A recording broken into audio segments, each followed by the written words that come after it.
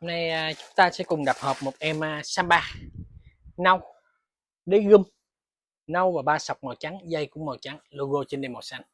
Một màu nâu mình hay gọi là nâu đồng nha. Em này thì mình có từ size 40 cho tới 44 cho anh em luôn. Thay vì chúng ta có 2,7 cũ để mua em nó mới full thì hôm nay chỉ tốn có 1950 cành thôi, tiết kiệm được 750 ngàn nha, mới và full hộp.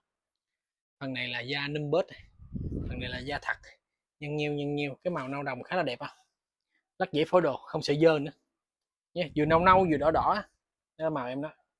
Đỏ thì không hẳn đỏ, nó gọi là nâu đồng à, màu rô. Em này thì được sản xuất ở Việt Nam à, made in Việt Nam. Samba mặt dài full da. Cái phần này màu trắng này thì là BU thôi, còn lại là da, lửa gà trên đây cũng là da, quá đẹp, nhìn ghiền không. Giá là đẹp nữa, 1950 cành thôi, 40 cho tới 44 nha anh em. Anh em nào cạn bộ lại.